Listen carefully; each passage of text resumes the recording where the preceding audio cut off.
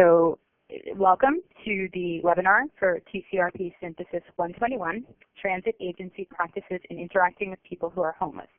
On behalf of the National Transit Institute, I welcome you and thank you for participating.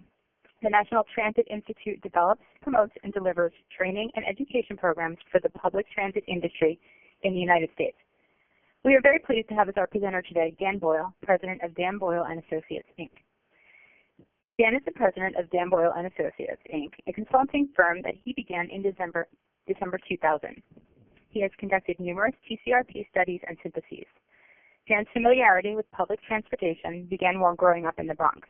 He has worked in the public sector at MTA New York City Transit, the New York State Department of Transportation, and the Center for Urban Transportation Research. Dan holds a master's degree in city and regional planning and a BA in urban sociology from Cornell University in Ithaca, New York. In his spare time, he is president of the Ted Williams San Diego chapter of the Society for American Baseball Research. Today's webinar consists of Dan presenting his material, followed by a question and answer session at the end. You can either participate in the Q&A by hitting *1 on the phone at the designated time, and our lovely operator, Keith, will be helping. Or you can ask your questions in the chat pod in the lower left corner of the screen, and I will help field those to Dan. If you haven't already printed out a copy of the presentation that was emailed to you, you can click on the handout document link in the upper left corner of your screen where it says handouts, or you can copy and paste the link in the notes box. You can also email Andrea Lambert at andrealam@rutgers.edu, and she will be glad to assist you. I will now turn the presentation over to Dan. Dan? Thanks, Lori, and welcome, everybody. Thanks for staying with us during these technical difficulties. In the interest of time, I'll skip the story I was going to start with and just get right to this. Many of you are familiar with the synthesis reports from TCRP. They're basically a snapshot in time of an issue that's selected by the J7 panel, and I was fortunate enough to do this study on how transit agencies interact with people who are homeless. We'll go through a pretty brief PowerPoint and then open it up to questions. What's the issue here? Individuals struggling with homelessness often utilize public transit vehicles or facilities as shelters from weather conditions or as safe places. They are safe places for someone who's homeless. And transit agencies attempt to manage the population and its impact to preserve the quality of the transit environment. So these are the things that drive the reason for this study. Why is this important? Well, many transit passengers are not comfortable in the presence of homeless people, and this discomfort can affect ridership and also affect the image of public transportation. This study started out with a literature review that we'll discuss briefly, and then we had an online survey of transit agencies. I think many of you on the line participated in that. We had 55 completed surveys from the 65 agencies in the sample, and we'll talk a little bit in detail about the case examples. I know at least one of the folks who participated in the case example is on the line, and so she can help answer questions when we get to that point.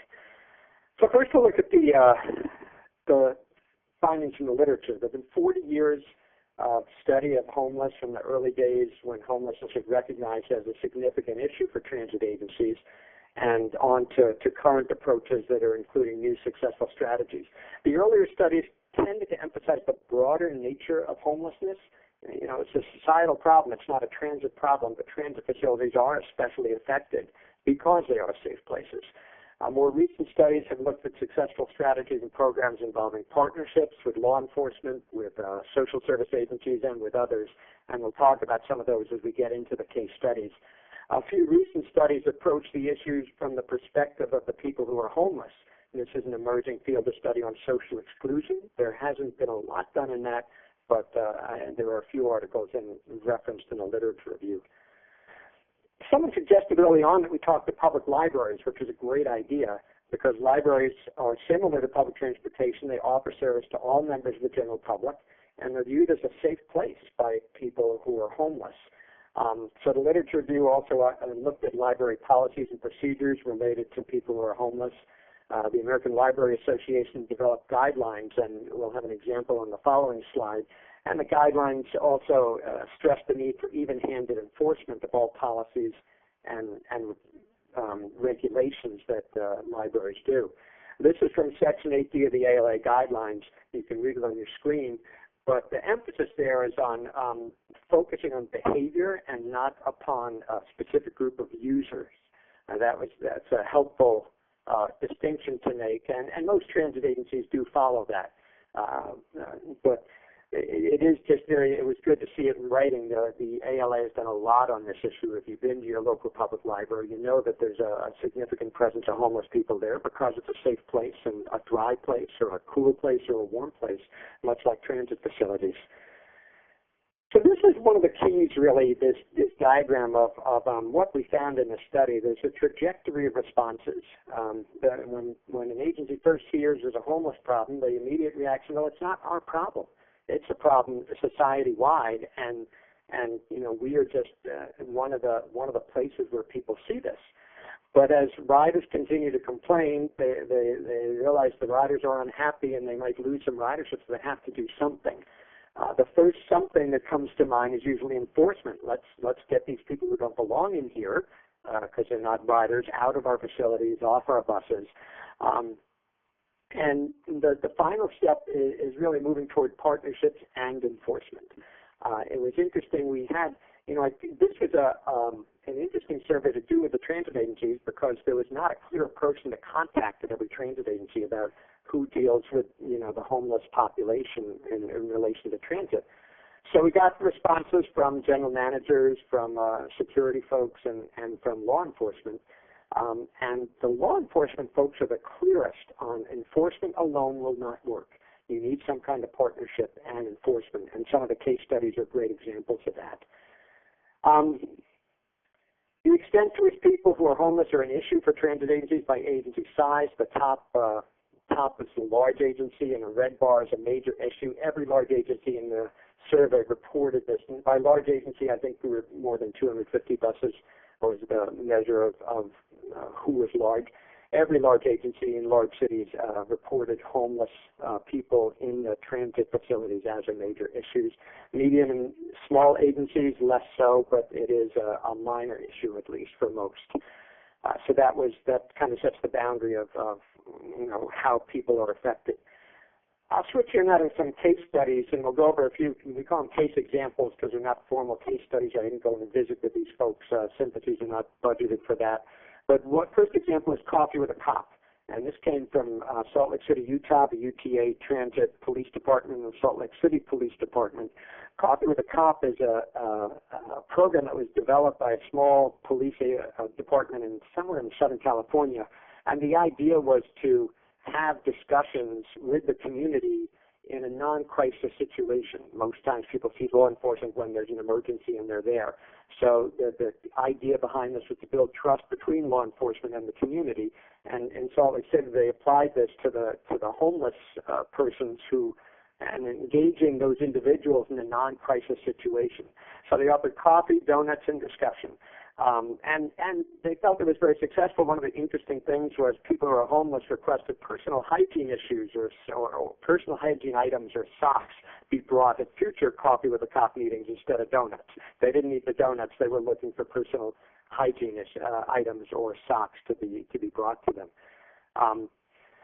And the next example comes from San Francisco. BART, the BART Police Department, worked with multiple agencies and developed this, what they call an MDFT, a multidisciplinary forensic team, as part of a voluntary coalition in the Bay Area.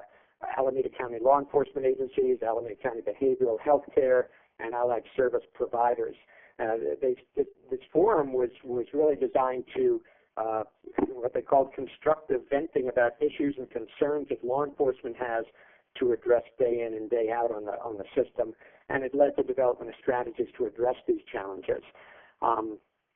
The intent, as you see here, is to identify individuals who have multiple contacts with law enforcement and assist these individuals in obtaining evaluation, treatment, and ongoing services.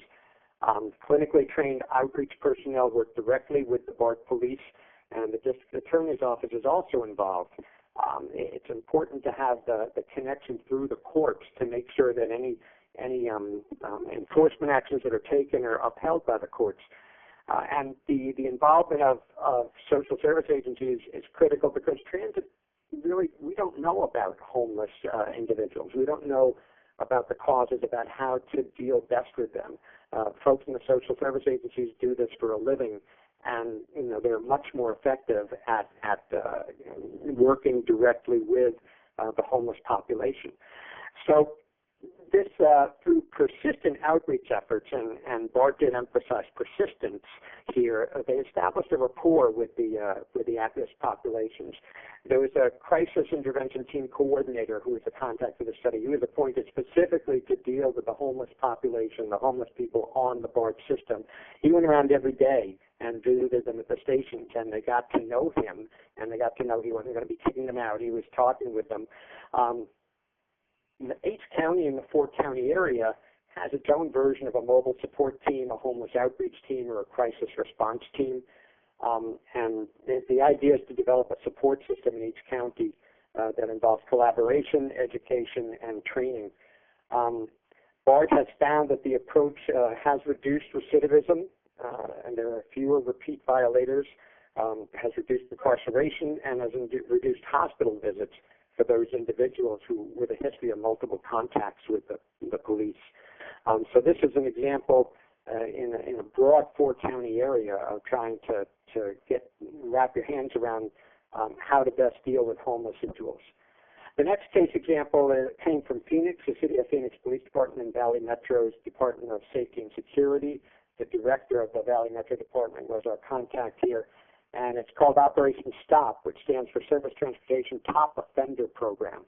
The intent here is to address the issues of behavior and code of conduct, as well as gateway crimes, such as loitering, urinating, trespassing, littering, carrying an open container of alcohol. These are crimes that affect people's perception of the system, and the intent was to address these, as well as connecting people to social services. It was important that this program combines real penalties with inducements to get help. The real penalties were being barred from the system. On the first violation of one of these gateway crime issues, they got a warning to stay away from the system for 60 days. If they violated that warning, they were arrested and under court order to work with a counselor to address their issues. This was a collaboration from the City of Phoenix Police Department and the Valley Metro Department of Safety and Security. The idea was to, it's really a carrot and a stick, combine real penalties with inducements in terms of help for underlying problems to encourage changes in behavior. The system worked that for a first violation, a person was issued a warning to stay away from the system for 60 days. If they violated that, they were arrested and under court order to work with a counselor and to enter some kind of treatment program. The Valley Metro worked with the courts and the district attorney office and the Department of Human Services, social service agencies, and law enforcement, and to close the gap that existed before, where it was kind of a revolving door. You'd get arrested and you'd back out on the street the next day. The system, Operation STOP, navigates the homeless through the social service maze and the legal system, providing consistent guidance to individuals identified as chronically homeless and extremely resistant to any kind of aid. And the involvement of the social service agency is critical because these folks who work in social service agencies know their clients and they have the training to handle whatever comes up, whereas the transit agency personnel really doesn't have that. And I think, I don't know if we cut off before we were discussing about the gateway crimes, loitering, urinating, trespassing, littering, carrying an open container of alcohol. Those type of things are meant to be addressed by Operation STOP. These are among the things that really affect the transit riders. When they see this happening, they say, well, no one's in control of the system. So Operation STOP's been a really successful attempt to do that, and the director often goes to, they have a party for someone when they go through and get their own home, and they have a key ceremony, and the director of safety and security from Metro will attend that and just congratulate the person on making it through and getting their lives straightened out. So this is a really good example of a successful program, and again based on a strong partnership, not with social service agencies, but with the prosecutors and the courts. So I talked a little about Project Home and the Hub of Hope. Project Home is a group in Philadelphia. There's non-Sister Mary Scullion, who anybody who's worked on issues around the homeless or other social justice issues in Philadelphia, that name is familiar. They worked accepted to establish a walk-in engagement center, which is the Hub of Hope, within one of the busiest stations in the system. And so, again, as I talked about when I came back on the line and thought I was on this slide, it provides service to individuals needing care at what social service folks call a treatable moment, when they may be more receptive to offers of help. Again, the results indicate there's been a reduction in homeless population within the transit system and a reduction in customer complaints related to persons who are homeless. So it's a win-win situation, and it creates opportunities to address underlying issues along with the day-to-day behavioral issues. There are a lot of challenges in doing these types of programs. Funding is one of the top ones. We in transit think we are pretty underfunded, but social service agencies are chronically understaffed and underfunded. There are some places that have tried to replicate some joint partnerships they've done with social service agencies, only because we don't have the people or the money to do it right now. So funding is a challenge. In a bigger system like BART, there's some inconsistency in collaborative efforts across municipal or county lines. Philadelphia has landlord issues. They're underneath one of the prime retail locations in the city of Philadelphia, and they have to negotiate with the landlord every year to have that Project Hope storefront within the transit system. And finally, how do you measure the success of various programs? What metrics do you use to measure success? We talked a little about people who look at recidivism and the number of people helped, the number of people put into social service programs, but there is no real agreement on the metrics.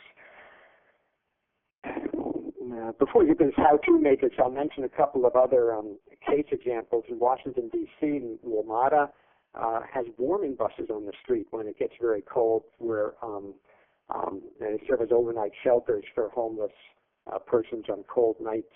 The T in Fort Worth was another case example, and in that case, there was a new general manager who found that there was no accounting for the free passes they gave out to these social service agencies, and so they really worked on building a partnership where the social service agencies were contributing some to the cost of these things. And the T in Fort Worth also mentioned stress and training to balance the enforcement with compassion for the individuals. Madison, Wisconsin, a final one, they provided transportation when it got cold and schools were often closed at the low wind chills between day and overnight shelters. There are some overnight shelters where the homeless people can sleep, but they have to clear out at 5 a.m. in the morning, and there's day shelters. So Madison Metro and Madison was providing that transportation. They observed that 90% of the homeless persons they encounter are like any other customer in the system. They were thinking of instituting a zero-tolerance policy for any policy violations on buses. The police actually spoke with them and said, this isn't the best idea. You'll wind up, removing people who really don't have any place else to go. There's a better way to do this. And Madison Metro listened and developed some different programs. Certainly on the screen now is the how-to matrix suggested by the case examples. I think many agencies know that the first steps are maybe obvious, but I think how do I find partners, the fourth thing down on the left, is critical. And Madison and a couple other places mentioned if you don't know where to begin, start with your local city or county human services agency. They'll be able to direct you to an agency and provide contacts within those agencies who might be willing to partner with you on some type of program. And again, how do I fund the program? It is one of the biggest challenges that everyone faces. But it was interesting, one agency noted that the starting a program like this to help the homeless, not just remove them from the system, but help them get help that they need, levels. The agency personnel started looking at the homeless people on the buses or on the trains differently. Law enforcement customers began to look, not say, oh my God, here's another homeless person, but to actually have a different perception of it. And so that was really interesting. I hadn't expected that, but that did come from one agency suggesting that, when we are proactive and work on something, not just to get these people out of our system, but actually help the individuals, people notice and they start to treat the individuals differently. So some conclusions. Certainly this is an important issue for transit agencies. Successful policies are shown from the library approach as well as transit approach. It doesn't target groups of individuals, it targets behavior and sets standards for those behaviors. Partnerships are essential. Enforcement is necessary but not sufficient. And again, the enforcement folks I spoke with were the most insistent on enforcement alone is not enough. It doesn't solve anything. Transit agencies will never solve this problem, even in partnerships. This is a broader societal problem. Transit will never be the ones to solve it, but they can help. The case examples describe successful outcomes for specific individuals who are homeless, along with improved customer satisfaction among their riders.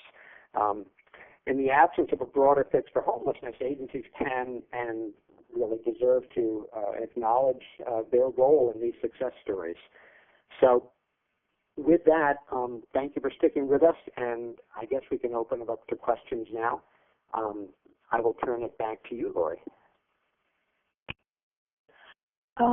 Okay, well, actually, Kate will make the announcement explaining how you can ask questions over the phone line.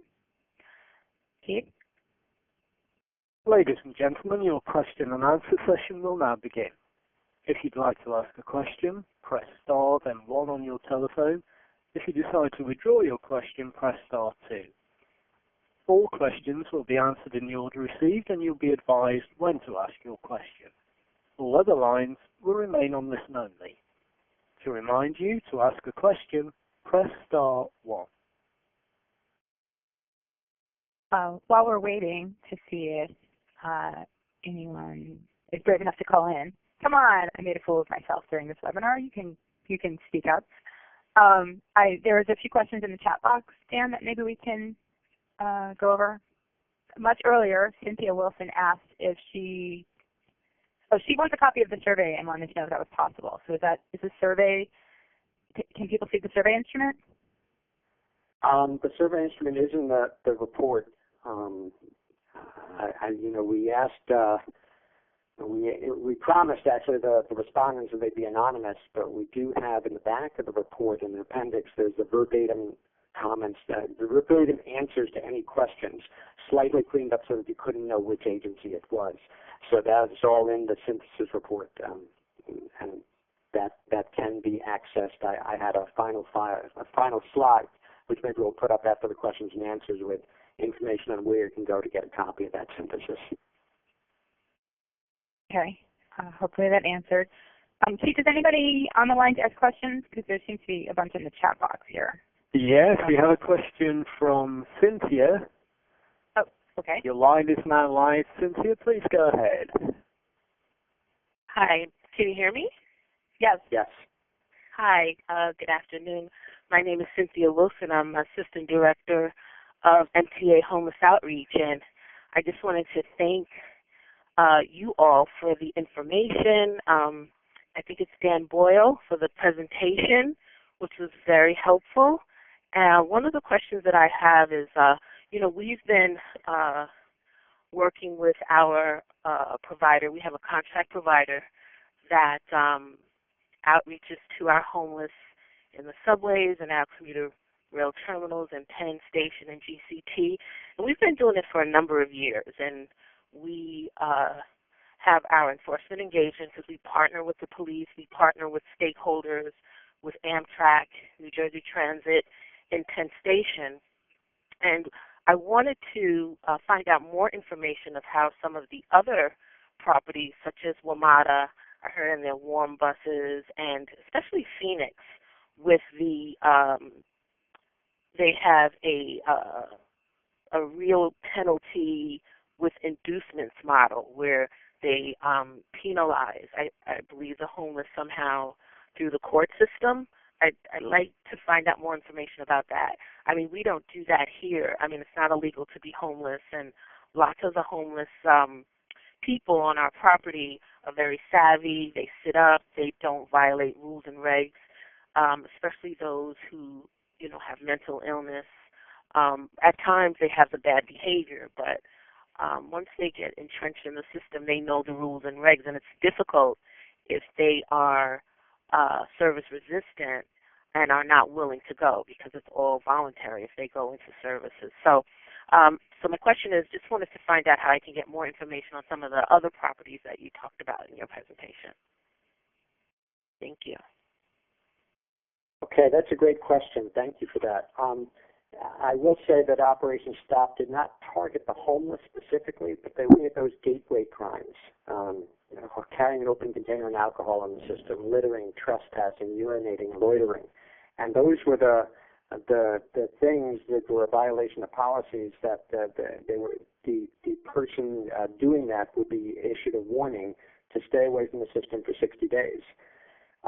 If they violated that warning, they were arrested and they were under court order to work with a counselor and go into a program to address those underlying issues. So it was an interesting combination of inducements and penalties that seemed to work very well. Adrian Ruiz was the person, the director of the Metro Department of Safety and Security, who was the source of the case study information.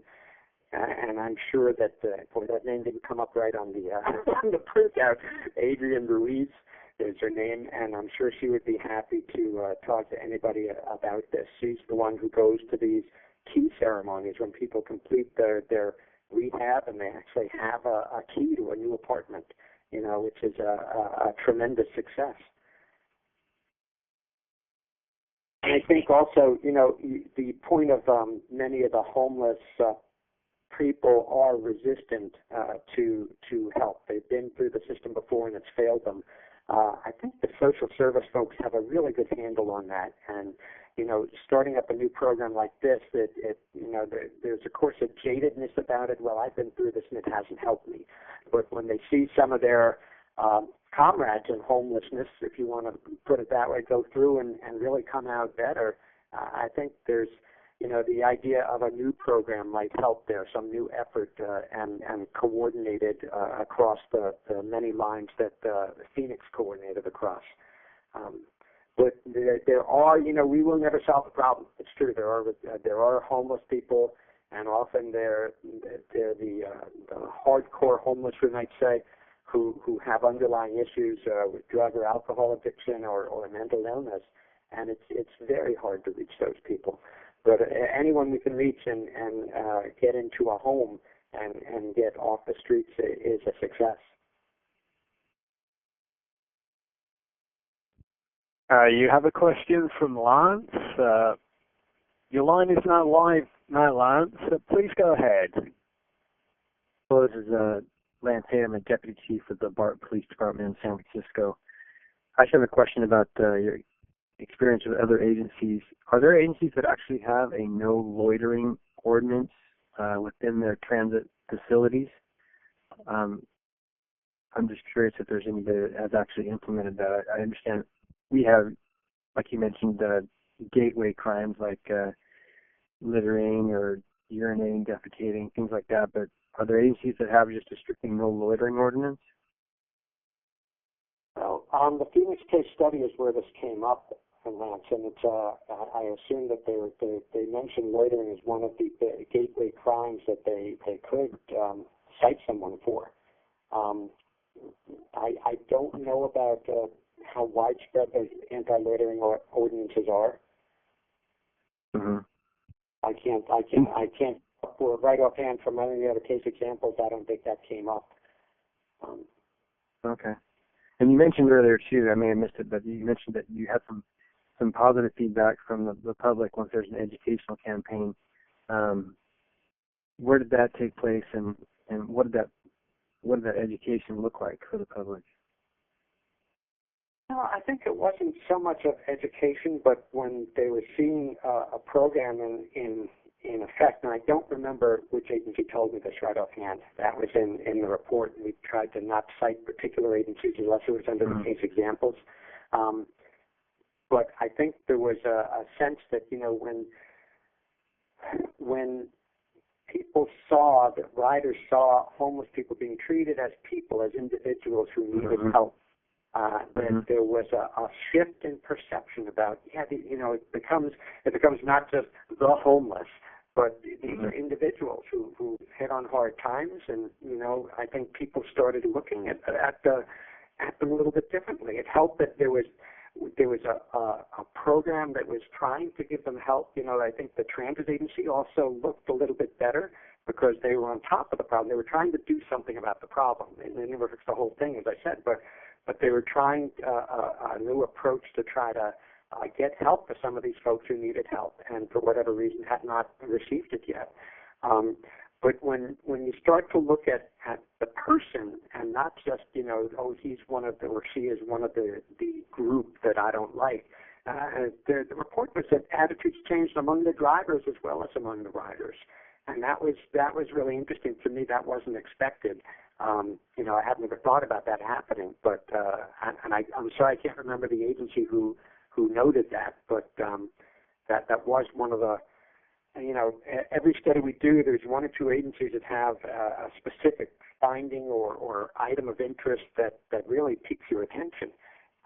So I hope that helps, but I can't tell you who it was because I simply don't remember. Okay. Well, this is very good information. It certainly is a complex issue, so I appreciate all and any additional information that we can get from you and from the group. Okay. Thank you for the question. Your next question comes from the line of Alcine Brown. Your line is now live. Please go ahead. Yes, hi. Hi, everyone. My question is, for the studies that were done, the hours of operation for the system, like, do they operate 24 hours? Do they shut down at a certain time? And my other question is, what is the magnitude of the homeless that they're observing? Like, are they seeing hundreds or in the tens in the day or within a month, in a month's time? What is the magnitude? So 2 questions. Okay. For the first question, most of the agencies do shut down. I think New York and Chicago were in the survey, and they run 24 hours, but I think most of the agencies did shut down at some point during the night.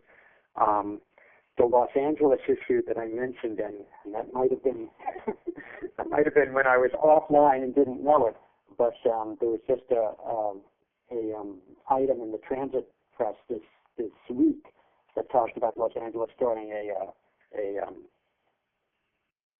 an effort like this in cooperation with social service agencies going out in their system and trying to encourage folks to come in to get assistance and help with the underlying issues. And I think they said they were out on the system from 7 a.m. to 4 p.m., but some of the security folks on the later night trains were kind of informed and part of this, and they didn't have the social service folks out with them, so I'm not sure how successful that is, but they were talking to homeless people they found on the trains about the program, and come back during the day and talk to somebody, because they're out every day, I think, on the lines now. In terms of the magnitude, we didn't ask people to report numbers because really nobody that I know in transit counts the homeless people in their facilities or on their vehicles. But as I mentioned in a slide previous, among the large agencies, which is maybe 500 or more buses, 250, 500 or more, every large agency in the sample reported this was a major problem. Homelessness, homeless people's presence in their transit facilities was a major problem. The smaller, medium-sized and smaller agencies did not see that so much. But certainly in the larger agencies, which tend to be in the larger cities, which have larger homeless populations, did see this as a major issue. Okay, thank you. you. Keith, are there any more? You're next, yeah. If you have a question from Wendy Hawthorne. Oh, hi. The line's now live. Thank you very much. Thank you for the wonderful presentation. Very informative. I'm with the Metro Vancouver Transportation Police in Canada, and we're dealing with a lot of the social issues that around the homelessness issues. You mentioned in one of the studies about the people being told, some of the homeless or the marginalized community that gravitate to our transit system station areas for panhandling and other social issues that affect our customers. In one of the studies, they would tell them that they would have to leave for 60 days, and if they came back, they would be arrested. And I'm just wondering what sort of criminal code type offenses or transit act offenses other systems have that they can, in effect, do that. It's not something that a tool we have, and it's, again, something that would be the last ditch effort that we would do to deal with a chronic problem. We do a lot of work with the mental health side of it as well, and a lot of our partner agencies in the community. But I'm just wondering about those enforcement options when you get there, because our courts up here in Canada seem to be reluctant to do anything. And that's a great point, and thanks for that question. Again, that came up in the Phoenix example with Valley Metro, and before they started this, there was a really coordinated effort with social service agencies and Department of Human Services and law enforcement, but also prosecutors in the courts to understand that, you know, they were not trying to penalize these people unfairly, but they felt that just offering help would not be enough. There had to be some kind of a penalty to induce people to get into a program with a social service agency where they could address the underlying issues contributing to homelessness. So it was not as draconian as it sounds, I want to say. You know, there was a purpose behind it, but thinking that you needed a carrot and a stick to have a successful program. I don't know what the codes were. I'm not on the law enforcement side, but there may have been. You know, Valley Metro is a relatively new rail system, and in starting that system, there may have been changes to the city code about certain, certain things would be violations in the presence of in the vicinity of a train station. Although I seem to recall that about 65% of the people, the homeless people who joined in a program, were at bus stops, not on the train lines. So it was, there may have been preceding ordinances. I just don't know. Well, that's excellent. Thank you very much, and I'll look more further into that. You've clarified the fact that they've worked collaboratively with other the mental health and homeless community resources and partnered up with your prosecutors. So that's an avenue we may look at here. That's great. Thank you. Thank you for the question. Your next question comes from the line of Mary Salter. Mary, your line's now live. Please go ahead. Hi there. To the gentleman from San Francisco who was asking earlier about public education, I'm actually based in Philadelphia myself, and I actually go through suburban stations every day, and I can just tell you, as a customer, riding the train into the city every day, I happen to see that the cops are stationed there, and folks with the jackets on that say street outreach or whatever. And typically, if somebody's laying on the ground, you'll see the cops going up and asking them, are they okay, or they might have their flashlight looking in their eyes and making sure they're okay. So, and that really opened my eyes, and that definitely that shift kind of happened for me, even though I work in the transit industry. It was just kind of like, oh, this is a really interesting, you can tell, that this is a collaborative effort between the transit police and the social services agencies. And so I just wanted to share that brief anecdotal evidence of it wasn't necessarily an educational campaign. I mean, they're not doing anything like that, a formal educational outreach campaign, but just seeing them in the station every day, you can really tell it's making a difference. So that's all, and thank you. Thanks, Mary. That's a great observation. You are in transit, but you're reacting as a passenger and seeing that. Yeah. Okay, thank you. Your next question comes from the line of Ronald Johnson. Ronald, your line is now live. Yes, I just had a couple of questions about this Project Hope and Project Home. Is that some information that most homeless centers would have, or how would they obtain it? A little scenario about our organization here. You mentioned looking at the homeless in a different light. One of our bases is located in a downtown area that's called the courthouse.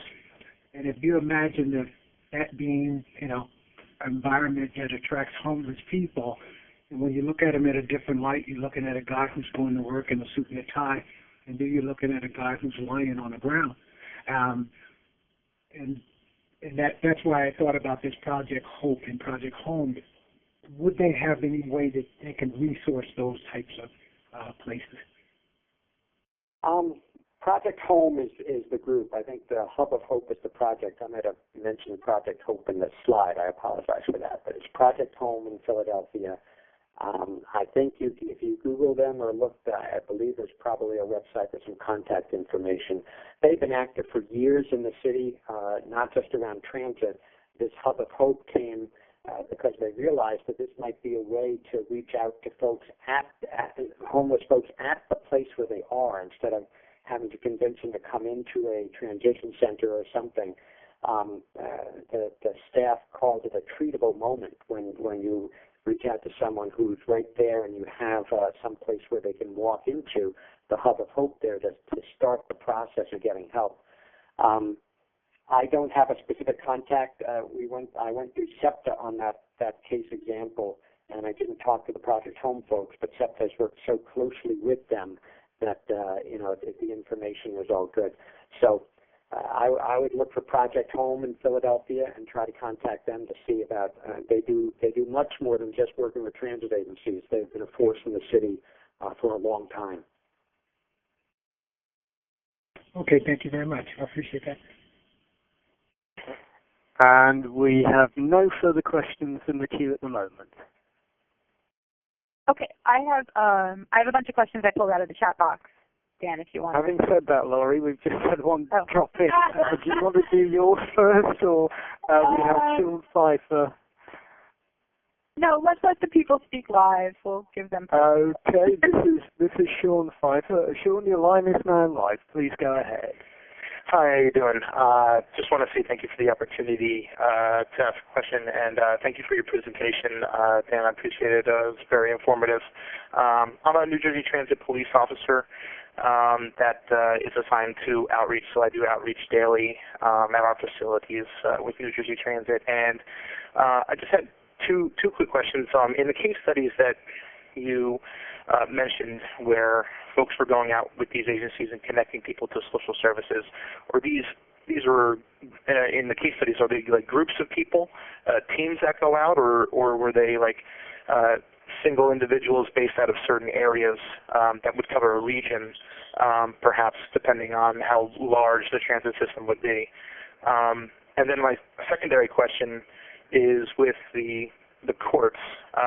We have a lot of disorderly persons violations, those gateway violations, the panhandling and the urinating in public and the public intoxication, the open containers.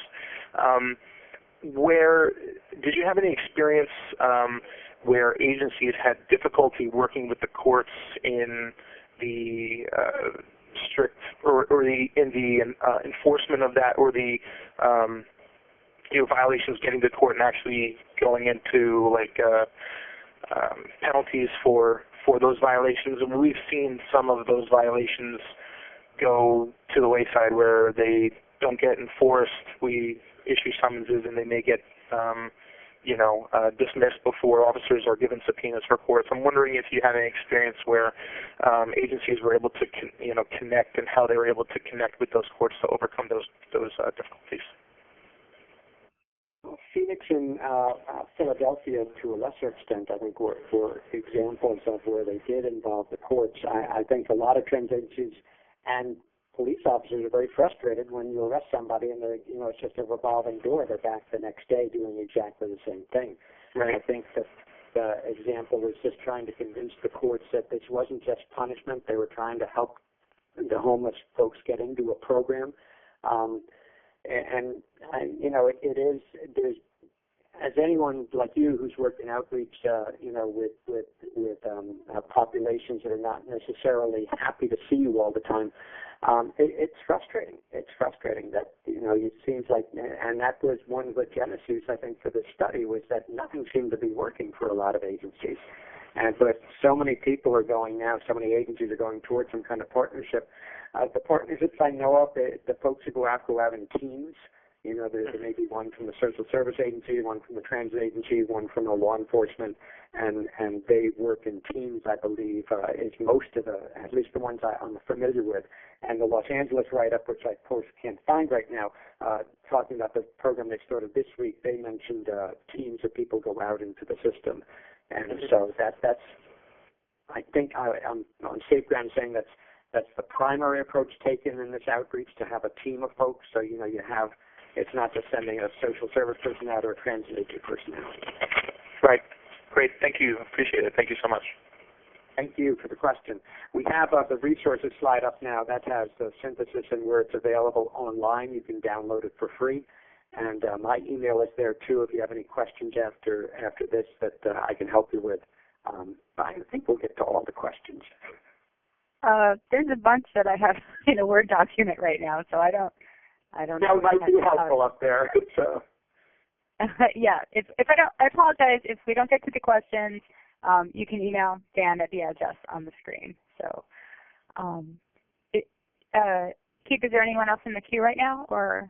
No one in the queue at the moment, Laurie. Okay.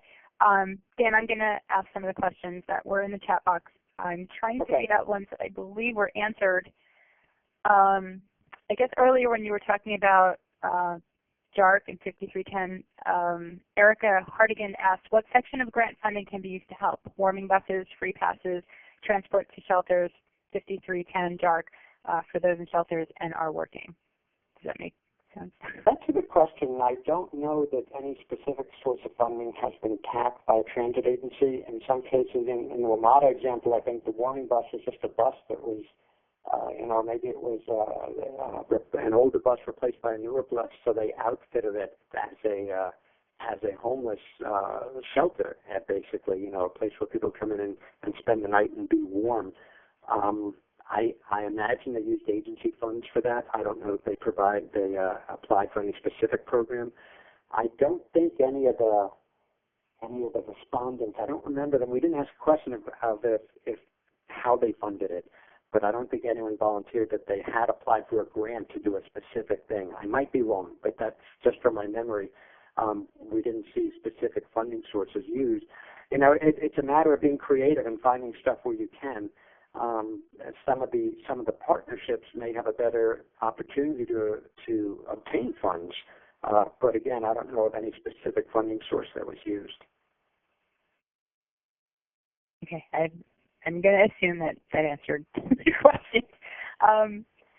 The next question was from Patricia Carr, and it says, how do we design shelters to discourage camping, open containers, and other behaviors? Well, certainly in the past, it's probably 20 years, you don't have flat seats anymore. You have seats that are you can't lie down on. And that's one of the techniques. There have probably been other things in shelter design to do that, but that's the one that comes to mind right away. Okay. The next question was from Eric Van Hagen. What types of metrics were used for these programs? Any that you think are better than others? I guess the programs in the studies. For the places that had a partnership, I think they tracked how many people were helped, how many people entered into some kind of a program with the social service agency. I think they tried to follow up and keep a track on how many actually went through it all. The idea of going to a key ceremony when someone gets a key, the homeless person gets a key to their apartment or their home. That was an interesting, and really heartwarming kind of story. I am not most of the ones I've seen. They track the number of people who they who enter into some kind of program. I don't know that the transit agency would track whether they successfully, go through that program or not. But the most common metric probably is the number of people that have accepted an offer of help and have gone into a program. Okay. Audrey Gill asked, do you need police authority to be able to restrict and or deny a person access to the system? Generally, yes, you do. You do. There's has to be some kind of legal precedent to it. Many of if you walk into an agency you haven't in a transit system in a city you haven't been before, you notice there's a sign somewhere at the entrance. It has 1 million regulations. Somewhere in there is often the authority to arrest people for a violation of specific crimes or specific things against the rules. I think I'm not sure that having the I know many transit agencies, even smaller transit agencies, there are people who who violate the rules and they will ban them from the system. And there must be some type of a local ordinance that allows them to do that. But many of the smaller transit agencies I work with, I've talked to the operators and they said, "No, this guy came on." And we said, "No, we can't let you on because we all have your picture. You're not allowed on the bus." So I imagine there's some kind of local law that gives the transit agency or maybe the city as a whole the power to do that. Okay. It was kind of hard for me to figure out which questions were being asked of the other people in the chat space versus you. So I'm trying to. Richard Rabinowitz wrote, does it matter what the closing and opening times of transit systems are? How do the homeless people react to earlier closings as opposed to, say, 24/7 transit, such as NYC MTA? I don't know if you covered that, but. Well, and also it's just, it's interesting that I wasn't aware that there were day shelters and overnight shelters for homeless persons, and they're not the same place. So some transit agencies mentioned they provide, in cold weather when the schools might be closed and they have extra buses, they shuttle the folks back and forth between the overnight places and the day places. So I think persons who are homeless have a really good sense of when stuff is open and when it's not. One agency told me that I think the overnight shelter said you had to be out by 5 a.m. and service didn't start that early to this particular location. So they all went to the library, which was open, and they waited there until the day shelters open. It was an odd, something again I'd never thought of, but I think they have the homeless people have a good sense of where things are open when they're not. And they react accordingly, or they plan their day and night accordingly. Wow. Okay. The next question was from David. I guess it's Cannot or not.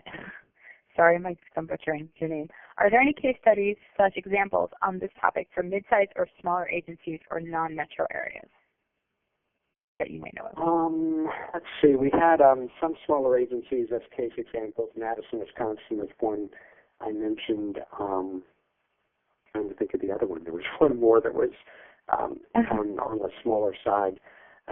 It wasn't just all large agencies. I think in smaller communities, there was much less tendency to rate this problem as a major issue, but there were certainly issues around it. Again, some of the more success stories happen in larger areas where it really is a serious issue. We did the T in Fort Worth, Texas, too, and they were the ones who talked about balancing enforcement with compassion, and really dealing with the social service agencies who were just like the transit agency was funding all these passes, and the social service agencies weren't paying any part of it. So there were issues there about developing a true partnership. So Madison and Fort Worth were probably the smallest systems in the case examples, but there were some useful things that came out of there as well. Great. Let's see. Christine Mayer asked if homeless youth go through the same sort of processes, or are they handled differently? I'm sorry, repeat that, please. Do homeless youth go through the same process if they're, hanging out or loitering in transit agencies, or are they handled differently because they're youth? That's a good question. I don't know the answer to that. I don't think anybody made a separation between homeless youth and older homeless people. So I really can't say. Sorry. Something we haven't thought of. And someone wanted to know how prevalent is the issue of, in quotes, service dogs in connection with dealing with the homeless? Does that come up? That's another issue that didn't come up in this study. I know service dogs are, from dealing with transit agencies, they can be a very contentious issue. But that did not come up in this homeless study, in this looking at how transit agencies interact with people who are homeless. Okay. I think that's all the questions that I had that seem to be general questions directed at you and not questions to, at the conversation that was taking place in the chat box. And if I'm mistaken, you can please speak up right now, either in the chat box, or you can still dial in for *1 for last questions. We're, even though we got a late start, we are approaching the hour-and-a-half mark. So I guess one last call for questions. Remind you, if you'd like to ask a question, press *1 on your telephone. With nobody in the queue at the moment. Okay. It seems like the chat box has gone silent too. Dan, any closing remarks before I make some? No, I was surprised by the number of people who were interested in this topic. It's obviously resonated some, and it's an issue that we deal with, and not too successfully in many cases, but I didn't know what I'd find when I started the study, and I was really gratified to see some of the case examples where there were some really innovative approaches in terms of teamwork and partnerships that seem to, it's not going to solve the problem, as we said, but it makes a difference in people's lives. It gives some people a second chance. So it was a gratifying study to do. It wasn't all doom and gloom. It really seemed that there were some bright spots. Mm-hmm. I saw something on the chat box about personal hygiene issues, which is one of the most odor issues. Yeah. And I think in Vermont and D.C. they not only put a bus there, but they had some kind of a portable shower facility with the bus so that people could clean up. I know that's in general. Assistance to homeless persons. A friend of mine is working in northern San Diego County once a month, or once a month, I think it's every week. They go out on weekends to a different church and bring a portable shower facility and publicize it. Wow. So, and take a shower. Right. Things we all take for granted. Okay, I guess we'll wrap this up. All right, thanks everyone for participating. This has been, again, this was a really interesting and eye-opening project for me to work on. Yeah, it was very interesting. I'm glad we had such a good turnout. I want to thank everyone for participating in this webinar. Again, I apologize for all the strange things that were occurring and the technical difficulties, and I appreciate everyone sticking with us, and I appreciate your patience. Special thank you to Dan for your very informative presentation. As a reminder to everyone, you will be receiving an invitation to fill out an evaluation for this event.